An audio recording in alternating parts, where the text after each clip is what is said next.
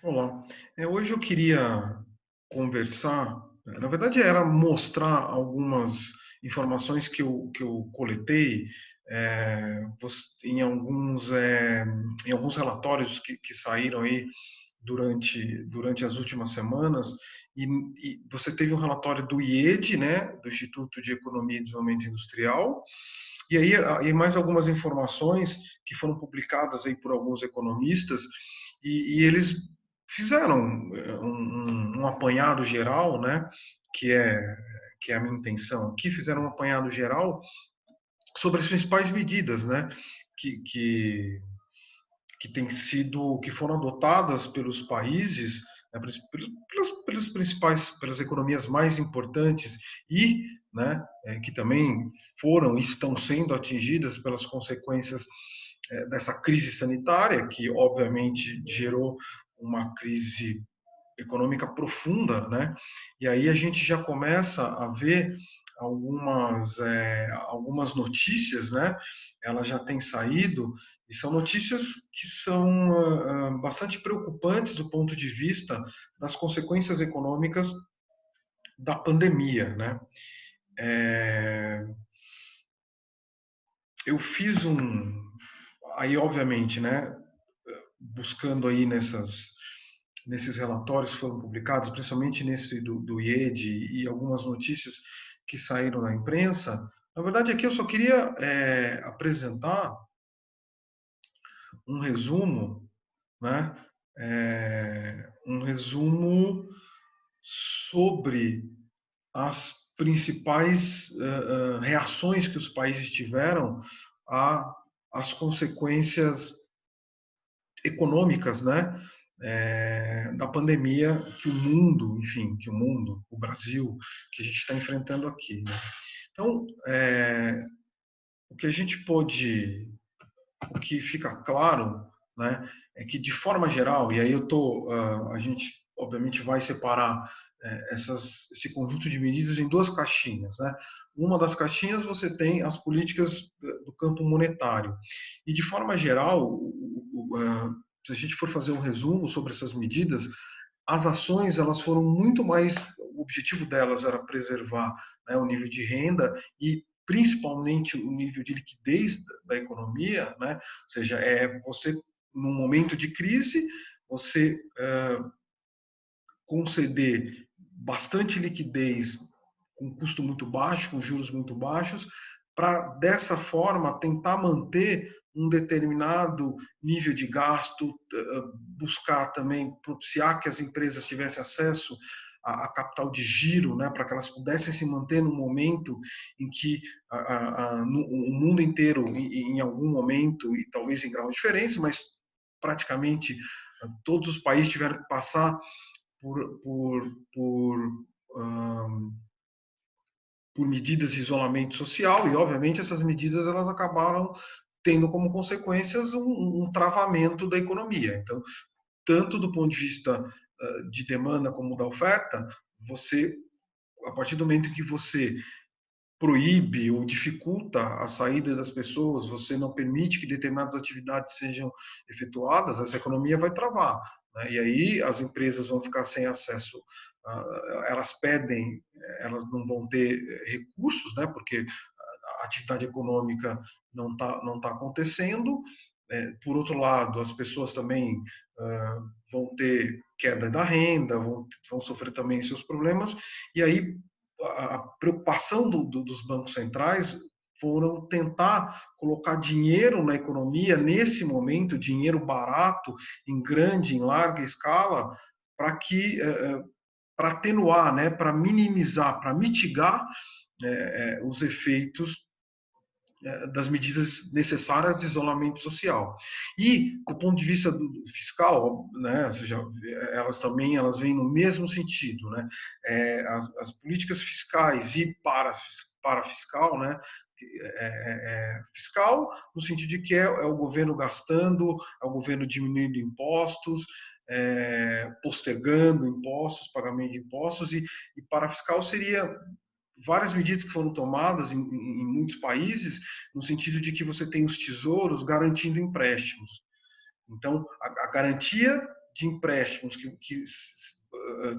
passaram a ser concedidos, tanto às pessoas físicas como às empresas, pessoas jurídicas, esses empréstimos tiveram garantia dos tesouros, né? Então, e aí você tem uma preocupação muito forte, né, que se percebe nas medidas, uma preocupação muito forte no sentido de preservar, né, a renda das pessoas, a capacidade de gasto das pessoas, de você preservar as empresas e preservar no sentido uma preocupação muito forte, né, principalmente nos países europeus, aqui nas políticas que foram adotadas aqui no Brasil, uma preocupação muito forte com a manutenção das pequenas e médias empresas, são empresas que são que são mais frágeis do ponto de vista financeiro e têm uma dificuldade maior de conseguir resistir a situações de estresse como essa que todos nós vivemos nesse momento, né?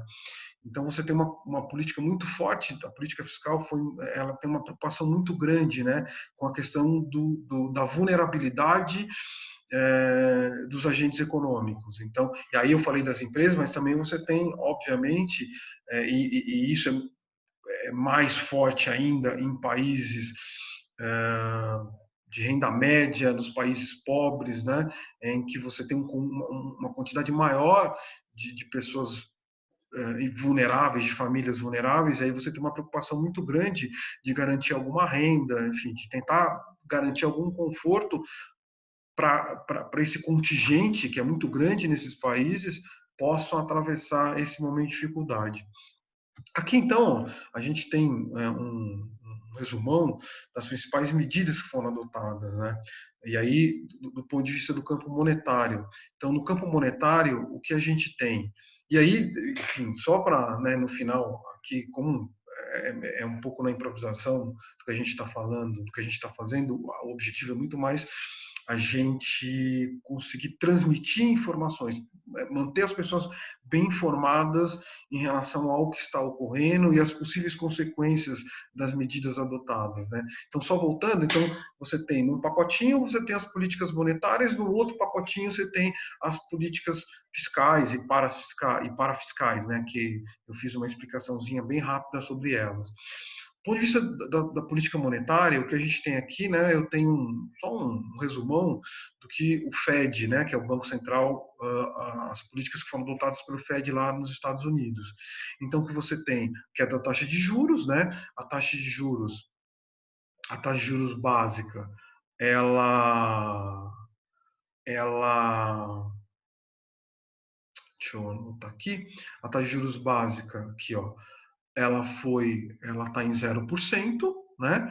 E a taxa de redesconto, que é aquela taxa que é utilizada no caso, pelo Fed, né? Quando o Fed empresta para os bancos, ela diminuiu para 0,25. Então, na verdade, é quando o Fed desconta os títulos e passa, né? E leva a liquidez para os bancos comerciais. Então, essa taxa que o Fed cobra, ela caiu para 0,25. Isso é importante porque quando a taxa de redesconto ela cai, é uma sinalização, né, do Banco Central para que os bancos possam emprestar, que os bancos efetivamente corram riscos, porque se eles tiverem que recorrer à taxa, a empréstimos direto do Banco Central para cobrir algumas perdas que eles possam ter em função de empréstimos mais arriscados que eles possam fazer, essa taxa vai ser bem baixa, né? O que a ideia, o objetivo é incentivar os bancos a emprestarem, porque se eles tiverem alguma necessidade de caixa, alguma necessidade de liquidez, as taxas que vão ser cobradas pelo Banco Central vai ser baixíssima, né? Então, é o objetivo dessa medida. E aqui você tem injeção de 3 trilhões em liquidez na economia, e aí outro aspecto importante, né, outra coisa interessante que é importante a gente tá destacando é o fato de que várias das medidas que foram adotadas, principalmente no caso do Fed, foram medidas de toda uma tecnologia, né, de ajuste, vamos dizer assim, ou de ajuda monetária, tecnologia é essa que foi desenvolvida depois da crise de 2008. Então, a crise de 2008, quando o Fed foi obrigado a adotar uma série de medidas extraordinárias para atender o setor financeiro em função das consequências da crise, que a crise foi uma crise, né, financeira, né, em 2008, essa tecnologia está sendo usada novamente pelo Fed para garantir liquidez, né, para os agentes financeiros, né? E é fundamental você garantir a solvência do sistema financeiro num momento de crise como esse que o mundo vive, né? Então aqui está dentro dessa linha, né, que é a linha, repito, que se a gente for olhar para as medidas que foram adotadas pelo Fed em 2008, né, elas são muito similares, como eu falei, você está requentando vários programas de ajuda monetária, de ajuda financeira que foram adotados pelo Fed em 2008. Então você tem aqui, aqui são os objetivos: preservar a estabilidade financeira, ou seja, é possibilitar que não haja nenhum problema de falta de recurso, né, que vai travar o sistema financeiro, né? Então, você está garantindo a solvência desse sistema. Não vai faltar recursos para o sistema num momento de crise como o que se vive agora. Outra coisa importante é incentivar o sistema bancário a emprestar. Ou seja, no momento que as empresas vão ter dificuldade com liquidez, porque você tem as atividades em algum momento elas foram paralisadas, as empresas não tiveram acesso a recursos importantes para manter a atividade econômica delas, e é um momento que elas precisam de dinheiro, de muito dinheiro e dinheiro barato, a um custo baixo. Então o Fed, ele coloca toda essa liquidez na economia para propiciar empréstimo bancário, mas não é só colocar essa liquidez, né? É importante você estimular os bancos a emprestarem. Você está deixando claro que se ocorrer qualquer tipo, porque é um risco, né, da inadimplência ser alta em função, repito, de todas essas medidas que foram adotadas pelos governos, essas medidas de isolamento social, que obviamente têm consequências em termos de atividade econômica, porque para manter as pessoas em casa é fundamental que a economia tenha que a atividade econômica seja baixa, né? Ou seja, como é que eu vou dizer? As relações econômicas elas vão ter que ser num patamar muito menor em função da necessidade de isolamento. Então, o isolamento social, ele obviamente ele passa por uma atividade econômica de menor intensidade. Então, essa menor intensidade da atividade econômica, ela obviamente vai atingir as empresas, enfim, independentemente do setor em que ela atua, né? Então, o que o Banco Central quer é o seguinte: bom, no momento em que liquidez pode ser um problema para essas empresas, a liquidez não deve ser um problema, né? Porque os bancos eles estão tendo recursos baratos e abundantes para poder emprestar, né? Agora, como a gente sabe, como Keynes já escreveu, né, há quase 100 anos atrás, né, a gente tem um problema, num momento de crise, a gente pode ter um problema da chamada preferência pela liquidez, ou seja, o dinheiro até existe, mas esse dinheiro, existe uma grande chance de esse dinheiro ficar empossado, porque ninguém quer correr riscos num momento de crise como esse. Então, repito, o que o Banco Central lá nos Estados Unidos tem feito é tentar estimular de toda forma possível para que esse dinheiro não fique empossado, que é um risco, né? No momento de crise, os agentes econômicos optam pela liquidez, manter o dinheiro, e o sistema financeiro não vai ser diferente, mesmo sendo o grande papel deles captar liquidez e canalizar liquidez para quem precisa do dinheiro. Mas nesse momento, né, os bancos tendem também a tentar se preservar.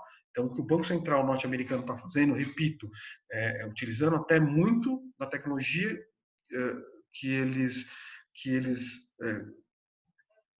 construíram, né, depois da crise de 2008, é tentar fazer com que esse dinheiro não fique empossado. Então, o Banco Central vai dar todas as garantias, toda a cobertura, minimizar risco para que os bancos efetivamente emprestem esses recursos.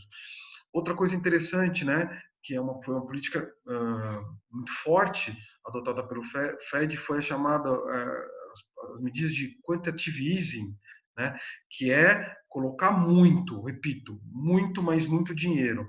E uma das formas em que o Fed adota políticas que são extraordinárias, são medidas adotadas em períodos de brutal crise econômica, como foi de 2008 e como essa que infelizmente a economia mundial ela tá entrando, né? Que é o Fed diretamente comprar títulos das empresas, né? Ou seja, o Fed, sabendo da dificuldade que as empresas enfrentam, o Fed vai lá e ele diretamente ele vai comprar título da empresa, porque no momento de crise os chamados mercados secundários, né, onde a transação dos títulos dessas empresas vão ocorrer, eles também, em função do risco, você vai ter uma dificuldade muito grande nesses mercados. Então, o que o Fed faz? Ele procura, né, ele coloca a liquidez nesse mercado para que esse mercado funcione e vai comprar títulos diretamente das empresas. Então, ele diretamente, porque em tese o Banco Central, ele vai financiar quem? A preocupação dele é com o sistema financeiro. Ele vai permitir que a liquidez circule pelo sistema financeiro para que o sistema financeiro não tenha problema. Mas numa situação extraordinária como essa que vivemos hoje, e como foi em 2008, o que o Fed faz? Ele vai diretamente atuar para que as empresas tenham recursos. Então, ele vai diretamente repassar esses recursos às empresas comprando os títulos, os chamados commercial papers dessas empresas. E o Fed, na verdade, o que ele está fazendo é ele mesmo está emprestando diretamente para a empresa, né? E com isso, né, o que o Fed está fazendo? Ele tá ajudando a sustentar a atividade produtiva num momento de grande dificuldade.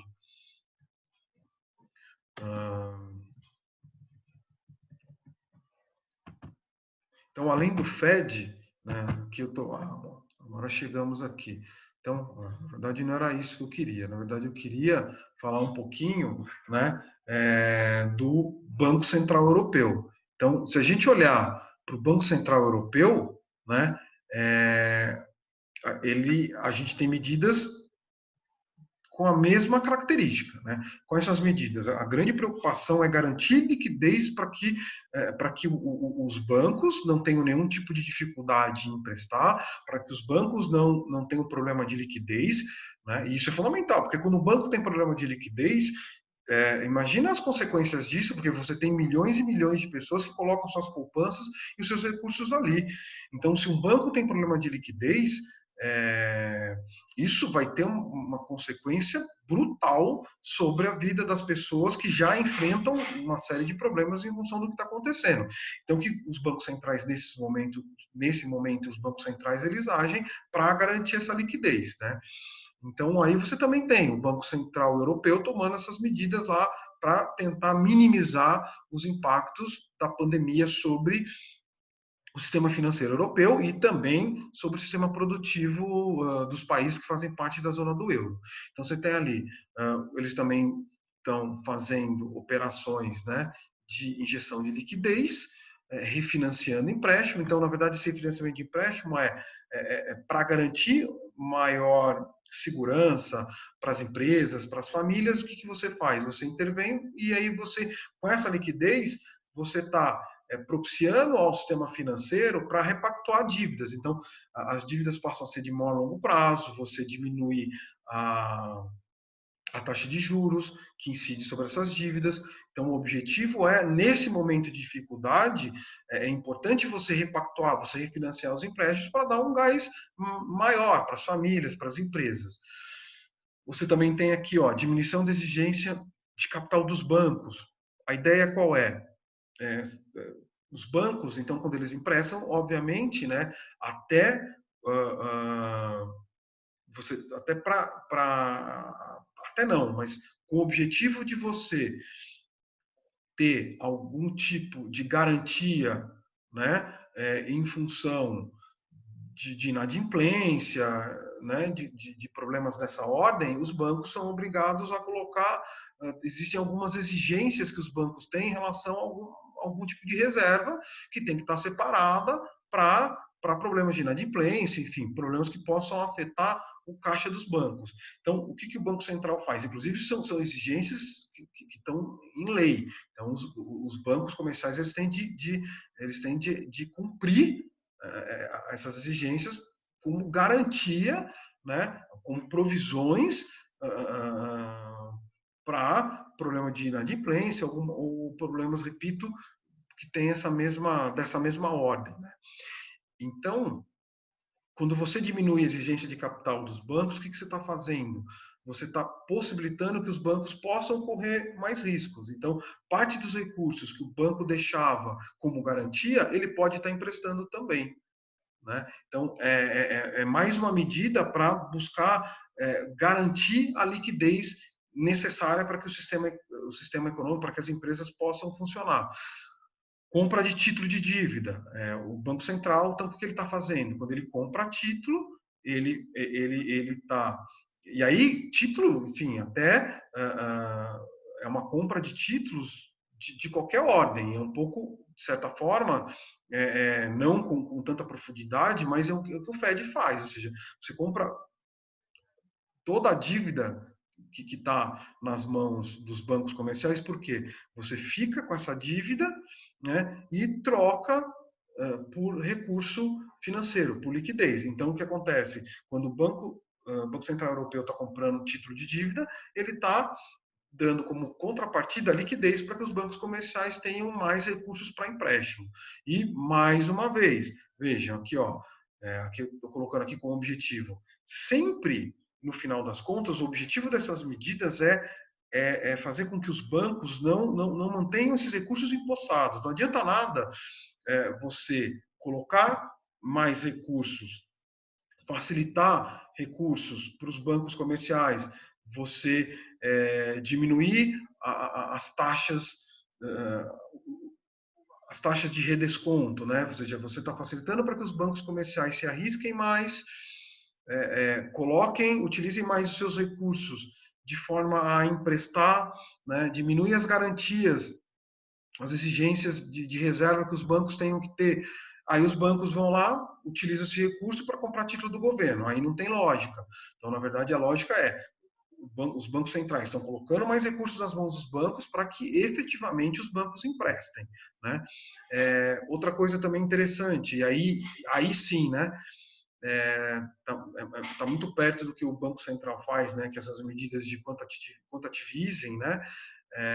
As chamadas medidas de relaxamento monetário, o que o Banco Central faz? Ele começa a atuar em áreas em que, numa situação normal, ele não atuaria, comprando título direto de empresa.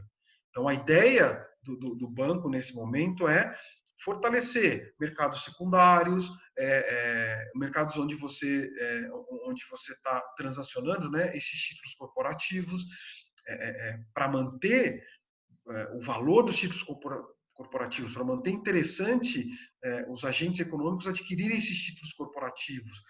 Outra coisa importante também, você tem vários fundos que adquirem esses títulos. Então, quando o Banco Central adota esse tipo de medida, o que ele está fazendo? Ele também está fortalecendo o patrimônio desses bancos. Porque normalmente esses fundos são fundos em que você gerencia, você investe recurso de várias pessoas, de várias empresas. Então, é fundamental também você não permitir a desvalorização desse tipo de ativo. Porque você está. Quando você permite essa desvalorização, a consequência disso é um empobrecimento, porque são ativos de famílias, são ativos de empresas. Então, quando os bancos centrais eles atuam nos mercados secundários comprando títulos corporativos, quando ele compra títulos de dívida diretamente das empresas, empresta diretamente para as empresas, ele também tem além de você estar garantindo sobrevida dessas empresas, no momento que mais elas precisam de recursos, você também, obviamente, está mantendo liquidez, está mantendo a riqueza de várias famílias, de várias empresas. Então, você tem uma política monetária que também está atuando no sentido não só apenas de garantir a liquidez, né? Não garantir só a solvabilidade do sistema financeiro, mas também você está tendo uma atuação sobre a chamada economia real. Você está tendo uma atuação no sentido de ajudar as empresas, de manter as empresas nesse momento de dificuldade. O Banco Central da Inglaterra, né, também com medidas muito parecidas, a taxa de juros caiu para 0,25, né, taxa de juros relacionadas à Libra, do mercado do Reino Unido, né? E também você teve uma expansão de crédito de 100 bilhões destinadas às operações para pequenas e médias empresas. Enfim, isso aqui são algumas das medidas, né? Porque o Banco da Inglaterra também tomou outras medidas, mas o importante é se compreender qual é a lógica dessas medidas. A lógica dessas medidas, e eu acho que isso está claro, né, dentro das medidas que foram apresentadas aqui e algumas, enfim, alguns pitacos, algumas explicações que eu estou tentando dar, são medidas sempre no sentido de garantir liquidez para que o sistema funcione, e isso é fundamental, você garantir liquidez na economia no momento de crise, para diminuir o pânico das pessoas, né?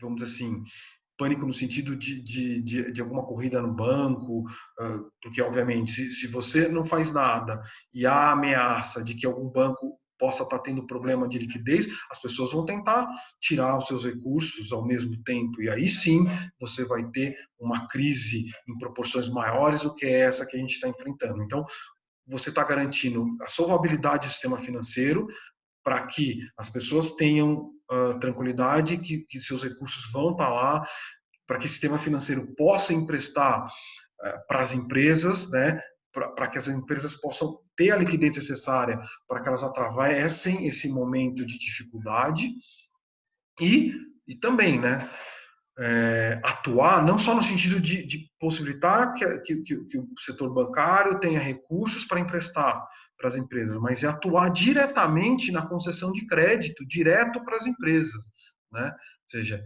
os bancos centrais estão indo além do que seria os principais objetivos do Banco Central, porque é uma situação excepcional. É uma situação em que você tem que pensar fora da caixinha. É uma situação que você tem que agir fora da caixinha. E é o que os bancos centrais do mundo têm feito. No caso do Brasil, né, o que a gente tem aqui, você tem uma diminuição da Selic, né? Você teve diminuição do compulsório bancário, do compulsório de depósito a prazo, de 25 para 17, todas as medidas no sentido de fazer com que tornar mais barato o crédito, você coloca mais recursos à disposição dos bancos para que eles possam emprestar. Outra coisa aqui, que isso vai na linha do que a gente viu no Fed, do que a gente viu no Banco Central Europeu.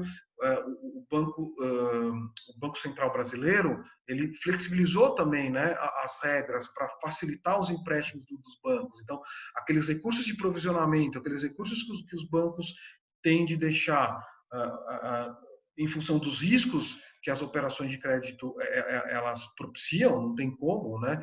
Você vai ter gente que pode não pagar, empresas que não pagam, então sempre você tem que fazer um provisionamento para esse tipo de problema. Então, inclusive, provisionamento esse, né, que é determinado pelo Banco Central. Então, o Banco Central ele flexibilizou isso, então ele permitiu que uma parte maior dos recursos que os bancos têm à disposição, em vez do banco provisionar isso, ele pode emprestar. Você tem também, né, o Banco Central emprestando para bancos, no sentido de que a ideia também, como eu já tinha dito antes, é de você garantir alguma liquidez no mercado secundário, de você fazer com que os bancos possam ter recursos para eles, bancos comerciais, operarem no mercado secundário. E aí é o que eu já tinha explicado. Por que é importante isso? É importante, as pessoas têm que entender que o mercado secundário, você tem vários fundos que compram esses títulos nesses mercados. Então, se o governo deixa ter uma queda muito forte nesses títulos, você está depreciando, né, ativos financeiros das famílias. Né? E aí, num momento de crise, que as famílias já estão tendo muitas dificuldades em relação à renda do trabalho, enfim, com desemprego, seria um problema maior se você deixar uma desvalorização dos investimentos que essas famílias têm, né?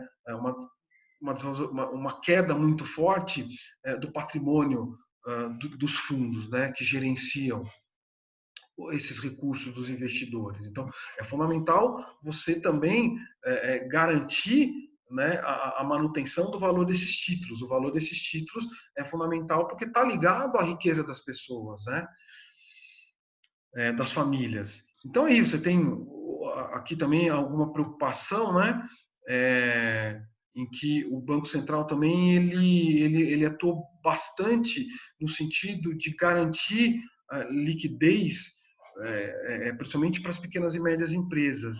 E aí, ontem ou anteontem, né, saiu nos jornais, em que, acho que foi na sexta-feira, né? Na sexta-feira, dia 1º de maio, né? Só para localizar para quem estiver assistindo esse vídeo em algum outro dia. E que essa medida, as medidas que estão ligadas principalmente à questão de crédito para as famílias e para as pequenas e médias empresas, os dados ainda não são bons, né? O que você tem é esse crédito ainda está empossado, os dados do que saíram, que estão relacionados ao mês já, falando do mês de abril, foram dados em que a busca por essa liquidez, enfim, por essa linha de crédito que foi lançada pelo Banco Central ou pelos bancos comerciais, com crédito concedido pelo Banco Central, essa linha ainda não está sendo muito utilizada, né? Então, um dos problemas que, principalmente aqui no Brasil, está se enfrentando é o problema de que várias das medidas que foram adotadas pelo governo ainda você não consegue destravá-las, fazer com que elas efetivamente funcionem, né? E elas funcionando, você minimiza as dificuldades que o setor produtivo está enfrentando em função das consequências econômicas das políticas de isolamento social, que são necessárias, mas que, obviamente, têm consequências para a economia. Aqui também você tem uma série de outras medidas, né? Aqui, deixa eu ver, aqui na verdade agora, me desculpem, aqui eu já estou colocando, já estou falando sobre as medidas, sobre as medidas. Peraí, desculpa, vamos lá. Voltei aqui. Então, a gente então falou um pouquinho sobre as medidas de caráter monetário, né? Então, a gente conseguiu minimamente explicar o objetivo daquelas medidas, né? E aí uma coisa que ficou claro, né? De forma geral, o Fed foi o Banco Central, né? E o Banco Central brasileiro também, né? Mas que utilizou, que pegou muito pesado na política monetária no sentido de garantir liquidez e fazer com que o sistema funcione. E garantir liquidez não só para o sistema financeiro, mas garantir liquidez para que o sistema, para que o setor produtivo também não enfrente dificuldades nesse sentido. Então, essas políticas do Fed de comprar diretamente títulos, né, das empresas é uma política muito forte, que foi uma política utilizada durante um bom tempo, né? As políticas de quantitative easing nos Estados Unidos durou anos, né? Para, com isso, você manter a atividade econômica. Do ponto de vista da política fiscal, né, o que você teve foram, do caso dos Estados Unidos, né, o Tesouro ele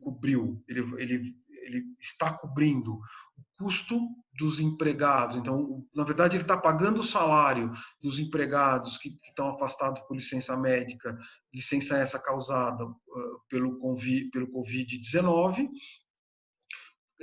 O Tesouro está bancando, está dando crédito tributário para pequenas empresas. Isso seria você está abrindo mão de impostos, né, que essas empresas deveriam recolher. Você tem também uma série de medidas fiscais no sentido de garantir recurso para as empresas. Então, aqui, ó, você tem o Tesouro emprestando diretamente 50 bilhões para empresas que tenham um faturamento de até 2 milhões de dólares. Aqui tem adiamento de pagamento de impostos, pacote de estímulo econômico para transferir dinheiro direto aos norte-americanos. O Banco Central ele colocou 2 trilhões nesse pacote, né? Então, é um pacote bem robusto, né, de transferência de recursos para norte-americano. Então, aí está uma grande diferença entre a capacidade econômica de um país como os Estados Unidos, quando você compara com um país de renda média, como é o caso do Brasil, Argentina, enfim, e outros países que têm essa mesma característica. Nenhum país com essas características tem condições de colocar 2 trilhões, né, na mão da população para tentar diminuir os impactos econômicos da pandemia. Você também tem uma política de apoio às empresas aéreas, que obviamente são os setores que mais estão sentindo os efeitos dessa crise. Você também tem, inclusive são medidas que foram adotadas durante a crise de 2008, que são medidas em que o governo está criando uma série de pacotes fiscais de recursos diretos para pequenas empresas. E aqui você tem ali empréstimo para pequenas e médias empresas no montante de 367 bilhões. E aqui você tem que, dessas empresas que estão sendo favorecidas por esses 367 bilhões, é um pacote, obviamente, né, não vai só para uma empresa, esse pacote vai para várias empresas, mas as empresas que forem beneficiadas por esse pacote, você também vai ter gastos que essas empresas tiverem com aluguéis, serviços públicos e folha de pagamento, não vão precisar ser ressarcidas. Então, veja, isso, né, mostra o quanto, né, o quão a política fiscal está sendo ativa lá nos Estados Unidos em função das consequências que a economia está enfrentando, que os países estão enfrentando em função da pandemia. Aqui você tem o seguro-desemprego, né, em que o governo norte-americano, ele, como a gente está vendo aqui, ele expandiu o seguro-desemprego, o benefício foi estendido para 39 semanas e durante 4 meses dessas 39 semanas, o governo vai conceder mais um valor de 600 dólares por pessoa, né? Então, você estendeu o seguro-desemprego por 39 semanas, então você vai ter um período maior de seguro-desemprego para as pessoas que necessitarem, e durante 4 meses elas vão ter 600 dólares por semana. Né? Então, durante 4 meses, além do valor de seguro-desemprego, elas recebem 600 dólares. Aí você também tem um pacote de empréstimos, né, para as empresas que foram diretamente afetadas pelas políticas de isolamento social. Então, o que eu acho importante destacar, e aí depois, para quem tiver interesse, a gente pode disponibilizar os slides, mas o tamanho, né, dos gastos que estão sendo efetuados pelo governo norte-americano, né? Governo esse que durante muito tempo, na verdade, demorou mais para compreender os impactos, né, do ponto de vista sanitário e econômicos dessa pandemia. Então, foi um governo que reagiu depois. Mas, quando reagiu, do ponto de vista econômico, a reação foi muito pesada do ponto de vista da quantidade de recursos econômicos que estão sendo movimentados pelo governo norte-americano, né? E aí a gente vê o tamanho dos gastos fiscais que o governo norte-americano adotou. Esses gastos fiscais, né, segundo eu pude ler hoje no jornal, não me lembro se foi no Estadão ou no Globo, eles representam, essa política fiscal, ela é mais ou menos equivalente a 12% do PIB dos Estados Unidos, né? Então, é bastante coisa. No caso do Reino Unido, eu acho que é fundamental destacar algumas situações, né? São recursos para a saúde, você tem um fundo para ajudar as pessoas mais pobres e vulneráveis, você tem uma transferência de renda, né, de 25 mil libras por empresa, né, do ramo do varejo, e mais 3 mil libras para 700 mil empresas, pequenas e médias empresas, o que totalizou 20 bilhões de libras.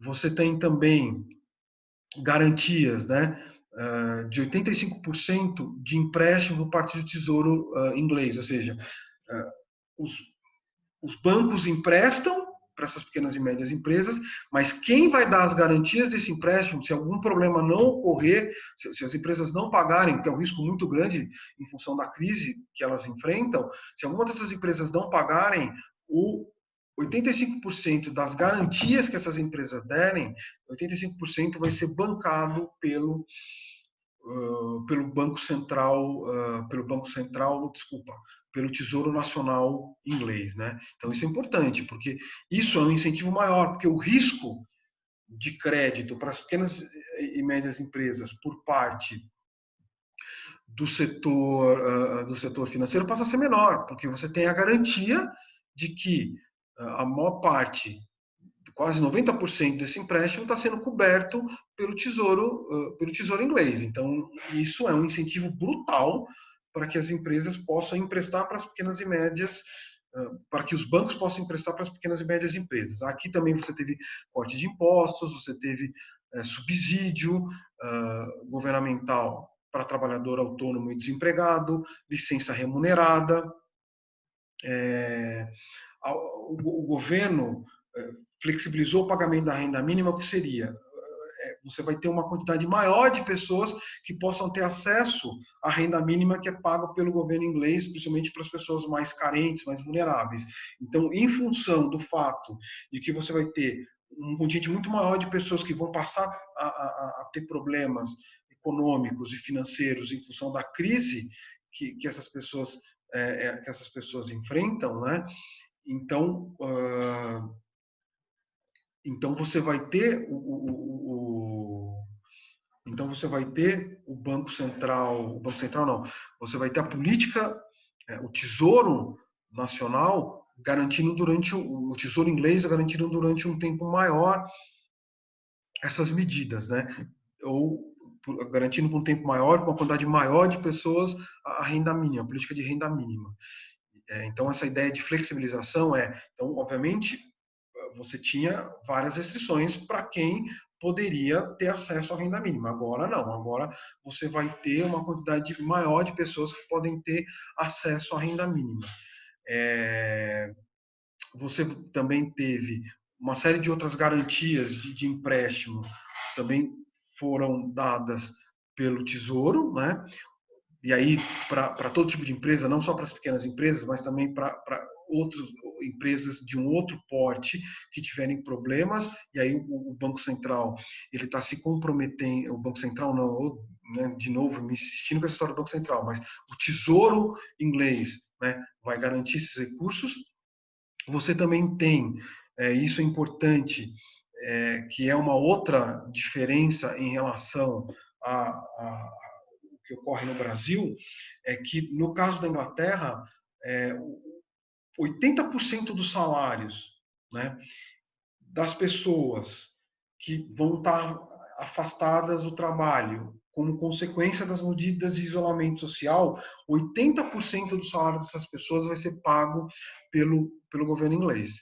E isso é importante por quê? Porque no momento de crise, no momento de queda da atividade econômica, você está agindo no sentido de manter a capacidade de compra das pessoas. Isso é fundamental nesse momento. Porque se você manter a capacidade de compra, você vai manter a economia minimamente funcionando. Mesmo com o isolamento, vários setores produtivos vão se manter em funcionamento, né, porque as pessoas vão manter um determinado nível de renda. E, inclusive, isso propicia, no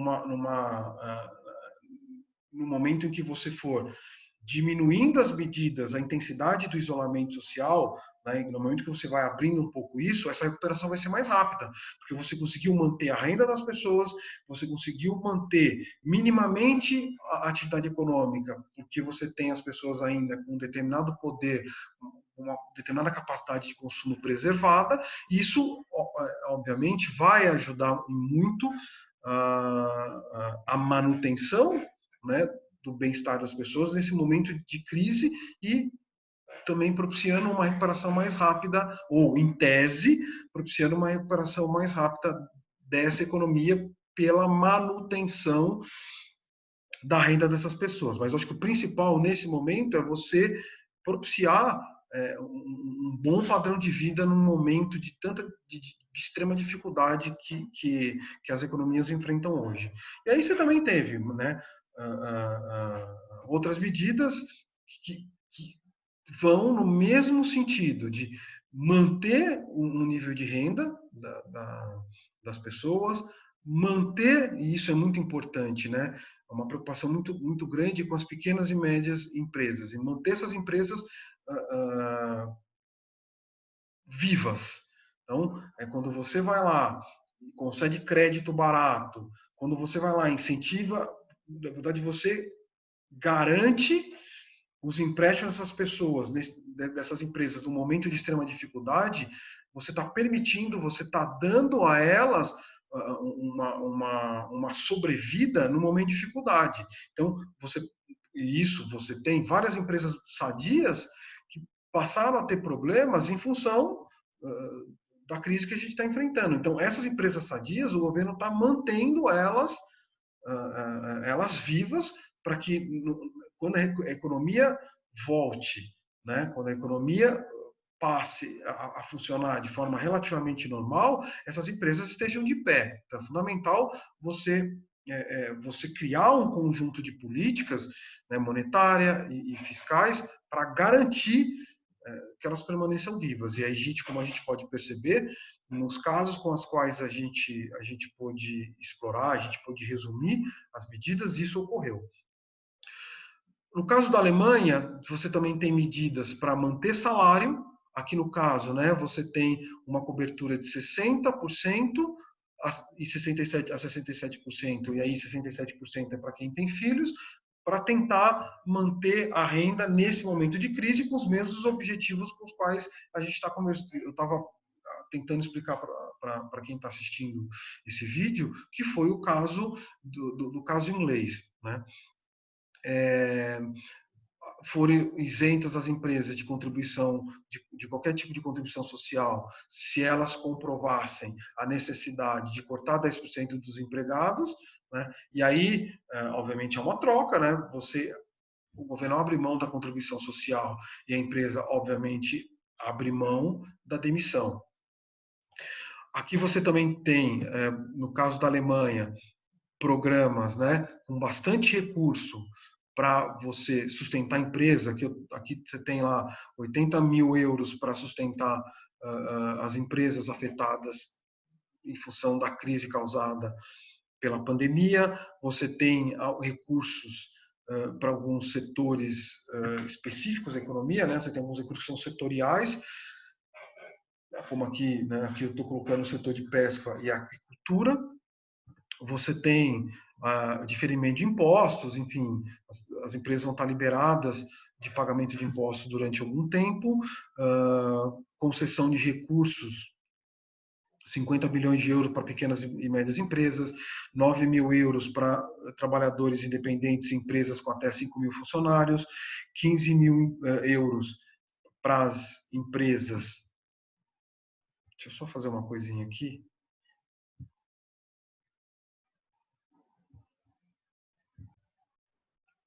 Então, no caso da Alemanha, né, então você também tem de forma muito parecida com o que a gente viu no que a gente viu aqui no caso da Inglaterra.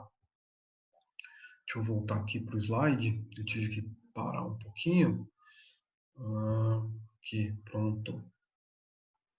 Então, também, né, no caso da Alemanha, você teve uma quantidade muito grande de recursos do ponto de vista fiscal que foram canalizados pelo governo para garantir, né, o funcionamento das empresas. Então, você tem lá uma grande quantidade de recursos que foram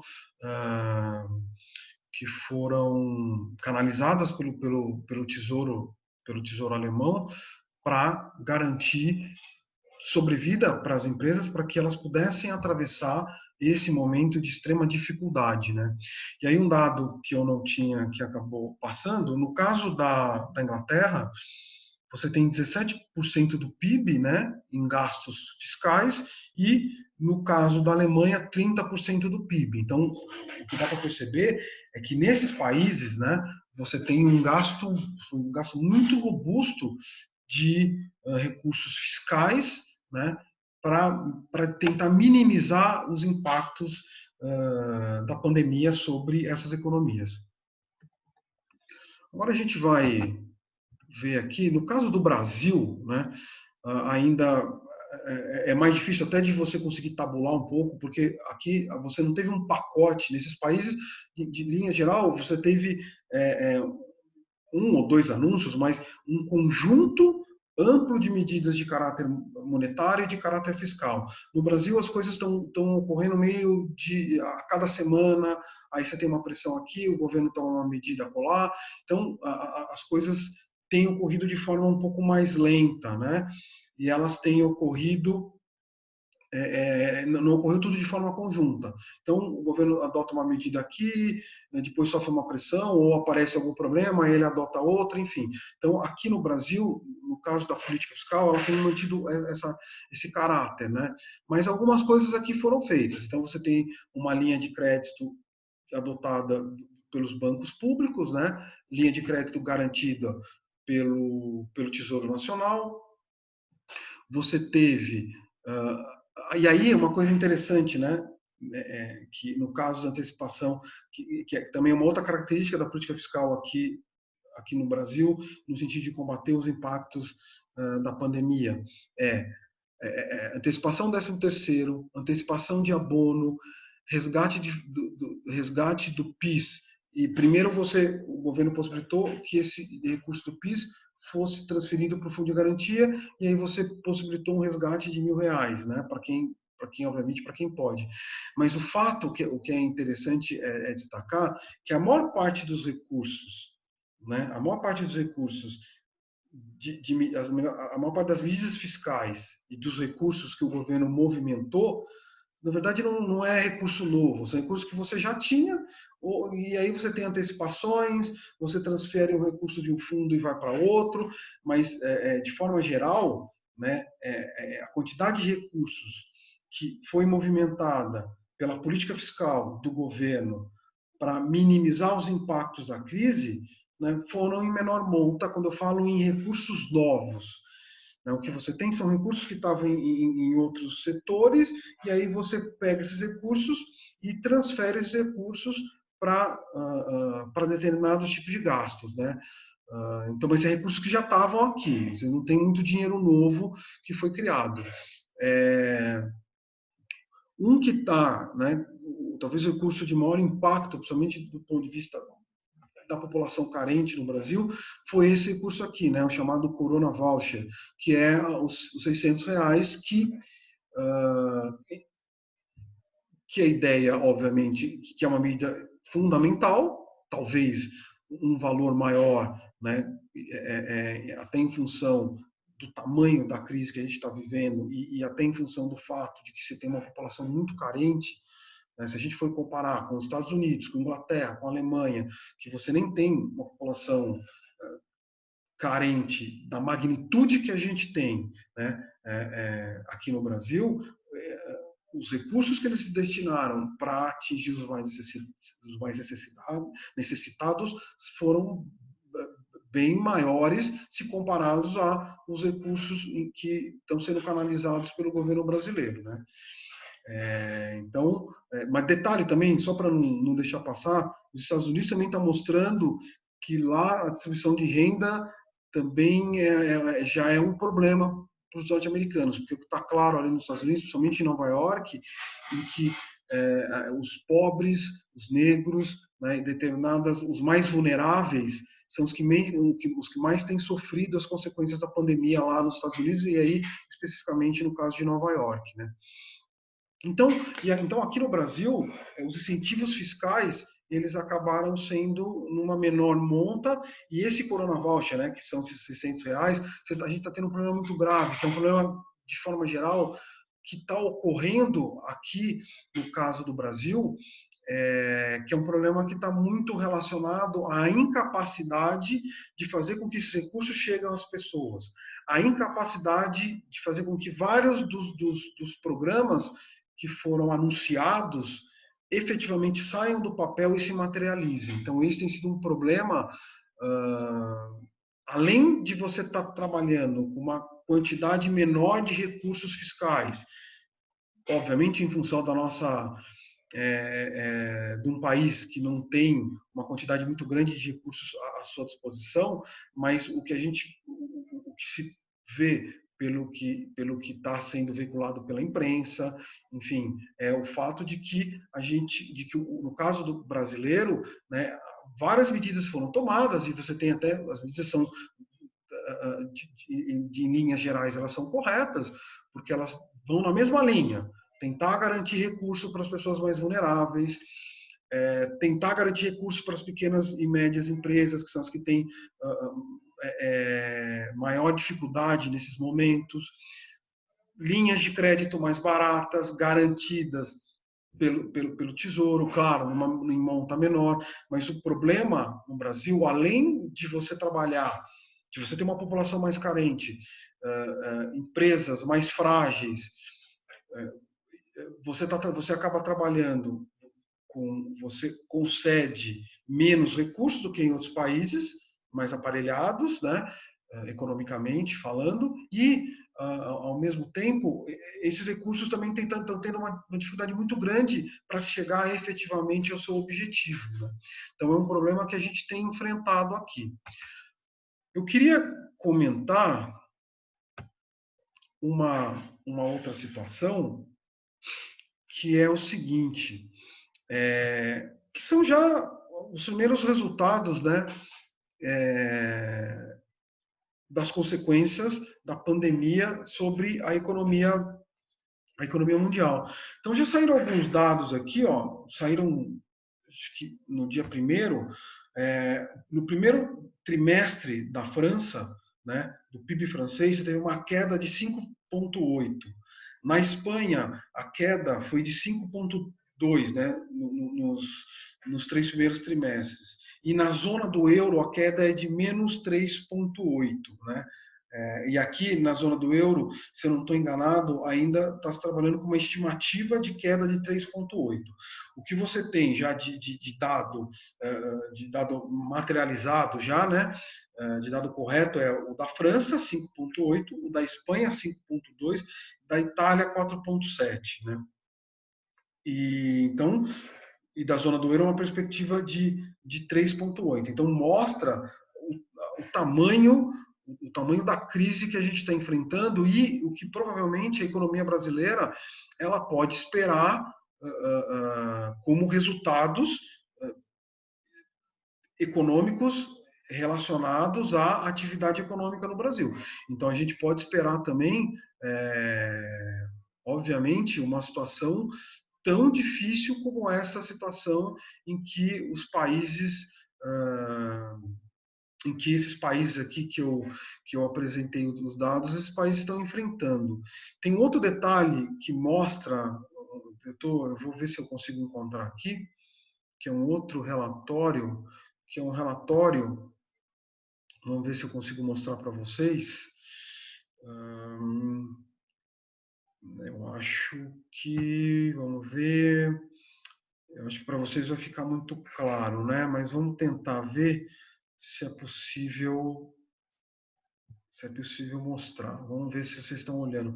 Só que, enfim, eu não sei se vocês estão conseguindo ver, mas aqui é um relatório do IPEA, que saiu essa semana, e nesse relatório eles já estão, a carta de conjuntura do IPEA, né? Na carta de conjuntura do IPEA agora, eles já estão mostrando já vários resultados, né? Vários dados que já, econômicos das consequências da pandemia do coronavírus no mundo. Então aqui, ó, aqui você tem aqui um dado econômico de indústria e aqui você tem a queda, aqui você tem são Estados Unidos, a zona do euro, da China e do Japão, né? Enfim, vai ser meio difícil a gente identificar cada um deles aqui, mas todos têm uma queda brutal. Todos esses indicadores aqui desses países, esses indicadores econômicos desses países, indicador de atividade econômica, indicador composto, em que você tem uma média das principais atividades econômicas desses países, todos uma brutal queda nesse início de ano em função desse primeiro trimestre, né, em função das consequências da pandemia. Vou descer um pouquinho aqui no relatório. A indústria também dos países, né, de forma geral, uma queda brutal. E os Estados Unidos ainda nem tanto, mas também já tomando o caminho de queda. Estados Unidos seria essa aqui que eu tô com o mouse, que eu estou destacando aqui para vocês. Setor de serviços também, né, uma queda brutal em todos esses países. Aqui, ó, todos, uma queda brutal. Você vê os países estáveis, e aí quando chega a pandemia, uma queda brutal nesses países aqui também. Aqui você tem já uma análise separada dos Estados Unidos, e aí você tem vários setores. Então, você pegar, independentemente do setor, você vê que todos eles, quando você começa a pegar, chegar em março, né, você já tem as consequências da pandemia. Então, você tem uma queda muito forte de todos os setores da economia, todos os setores industriais da economia dos Estados Unidos. Isso mostra o tamanho da crise que o mundo está enfrentando. Aqui, ó, aqui são postos de trabalho nos Estados Unidos. Veja o seguinte, né? A economia americana vinha bem até então. Aqui, ó, você tem uma geração positiva. Isso aqui são os postos de trabalho. Aí você tem uma queda brutal em março. A taxa de desemprego, aqui, ó, você passa a ter uma taxa de desemprego cada vez mais elevada, né? Então, na verdade, o que acontece isso é fruto, né? Essa queda da geração de empregos que a gente está vendo aqui no gráfico, ela é fruto da crise que a economia mundial enfrenta. Ela enfrenta e obviamente, os impactos dessa crise a gente vai estar lidando com ela durante algum tempo, né? Pelo menos durante esse ano de 2020. Aí, obviamente, vai depender muito da capacidade de recuperação dessas economias quando você atingir um certo nível de normalidade, enfim, quando você a atividade econômica poder funcionar com uma força maior do que o que está ocorrendo hoje, né? Uma outra informação que eu queria passar para vocês é o seguinte, né? Deixa eu ver aqui, deixa eu ver se eu consigo. É um outro dado que mostra as dificuldades que países como o Brasil vão enfrentar. Né? Hoje, já dia 2, sábado, saiu uma reportagem no Estadão, né, Estado de São Paulo. Deixa eu ver se eu consigo localizar. Deixa eu ver. Eu vou ter que entrar na reportagem. Peraí, gente, muita paciência nesse momento. Então vamos lá. Deixa eu entrar aqui. Não, não é essa daqui, é essa daqui. Então, nessa reportagem aqui, vamos ver se eu consigo mostrar para vocês. Hum,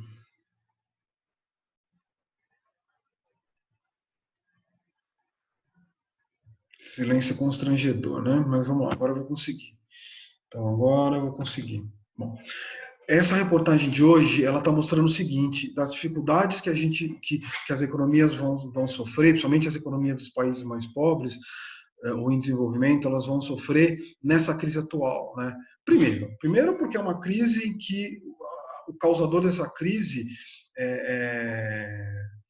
diferentemente da crise de 2008, em que você sabia as causas e você tinha parâmetros para combater. Agora está muito mais difícil, né? Porque a gente não sabe, a gente conhece muito pouco, né, sobre quais são as causas econômicas, né, de uma crise causada por uma pandemia.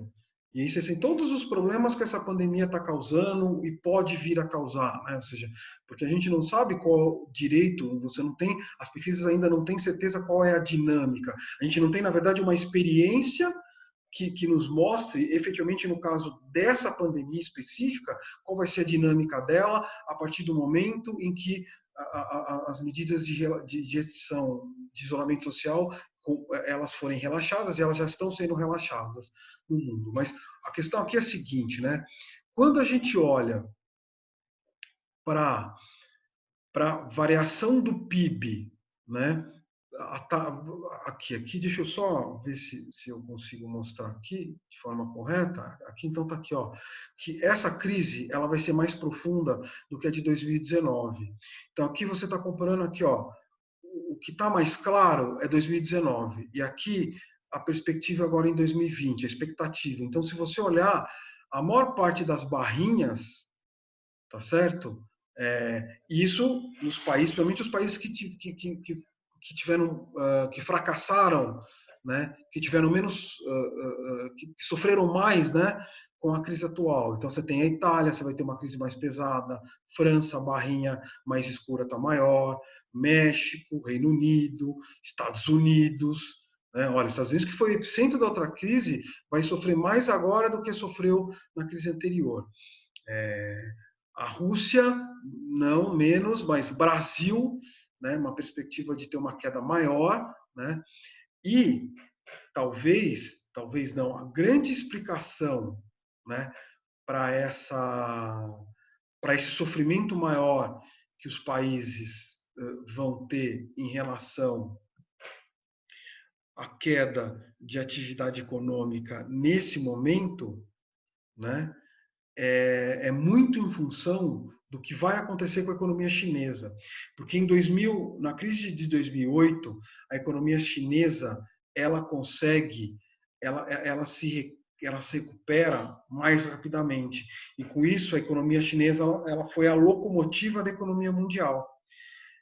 Nesse momento, o que vai acontecer em relação à economia chinesa é o seguinte: a perspectiva para ela, olha a comparação, quando teve a crise em 2008, né, então você tem que todos os países negativo. E aí a, a, a, a crise, né, ela, como eu mostrei aqui, na maior parte dos países ela vai ser maior hoje do que foi em 2008. Então, todos que estão com a barrinha mais escura, né, são países que mostra a crise em 2020 e a barrinha clara a crise em 2009. O que a gente pode ver que você tem a maior parte dos países com uma perspectiva de crise muito maior, uma queda do PIB muito maior agora. Essa reportagem do Estado, ela quer mostrar o seguinte, que a China, principalmente, ela recupera, né, a China, e aqui também tem a Índia, né, a China, a Índia e a China, principalmente, quando, em 2009, elas se recuperam e a China vai ter um crescimento de 9,4% no pós-2008. A perspectiva de crescimento para a China é de 1,9%.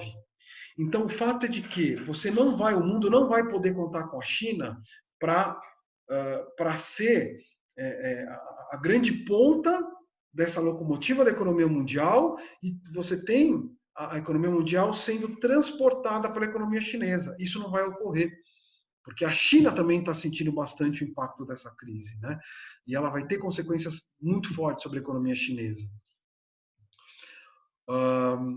Aqui também é outro dado importante, que é, se você pegar a taxa de crescimento do PIB no mundo em 2009, ela foi menos 0,1, nessa crise vai ser menos 3. Das economias avançadas, em 2009, a queda foi de 3,3, em média. Dessa vez, 6,1. As economias emergentes, aí principalmente em função do desempenho da China e da Índia, elas tiveram em 2009 um crescimento de 2,8% do PIB. A perspectiva para essa crise é de menos 1,1%. Né? Porque, como eu falei, a própria economia chinesa ela sentiu, porque inclusive essa crise começa ali, né? Então eles sentiram e também vão sentir um pouco mais, porque como o mundo vai crescer menos, nesse momento, né, há uma tendência maior por fechamento das economias, né? Até porque a globalização não é a mesma que era em 2008. Então, a globalização está menor. Então, inclusive, há uma perspectiva muito forte que os países tendem a recrudescer algumas medidas de proteção, né? Um certo protecionismo tende a crescer. Então, o comércio vai ser menos aberto do que foi naquela época. E isso vai dificultar também o crescimento chinês, né? Então, a China não vai ter esse desempenho, né, de ser o vagão que vai levar a locomotiva para frente, a locomotiva da economia mundial. E aí, se a gente pensar, né, em termos de parcela de queda do PIB, né, pensando em termos de 100 sendo o PIB no momento atual e as consequências na verdade aqui entendendo, aqui seria parcela de PIBs com queda, parcela de país com queda no PIB.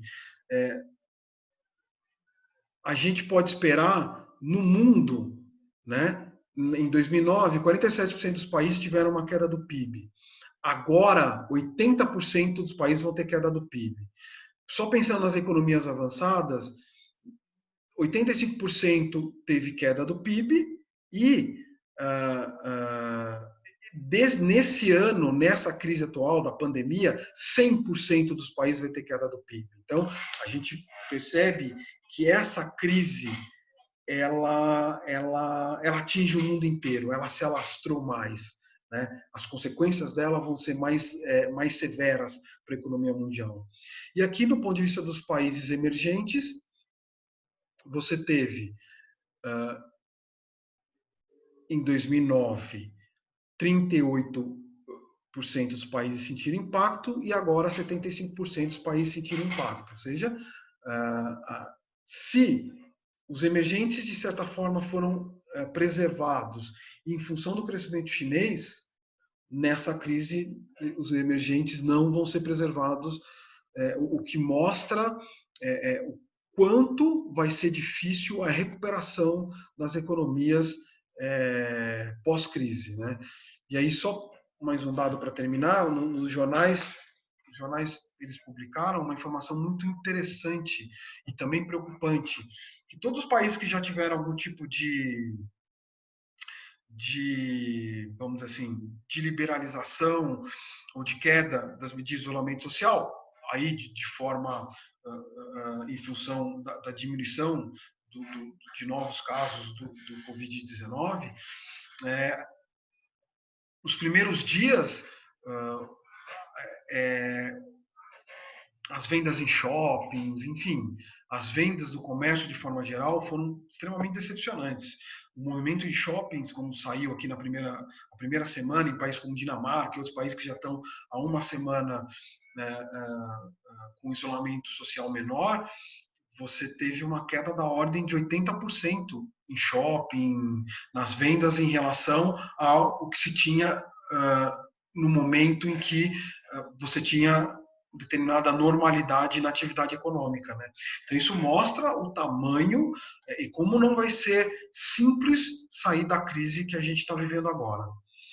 Então, enfim, demorou mais do que eu gostaria, né, essa nossa conversa, mas, enfim, repito, a ideia é muito mais tentar, talvez às vezes até de uma forma um pouco caótica, mas tentar, pelo menos alguns pontos aqui, a gente explica, a gente consegue trazer alguma informação para que as pessoas entendam minimamente o que está acontecendo, as medidas que estão sendo adotadas, quais são as perspectivas para as economias a partir da crise que a gente está enfrentando agora. Então, para quem assistir esse vídeo, eu queria agradecer, né, a essas pessoas e que eu possa estar, de alguma forma, contribuindo para o entendimento delas o que está acontecendo hoje e as consequências disso para as economias. Então, muito obrigado.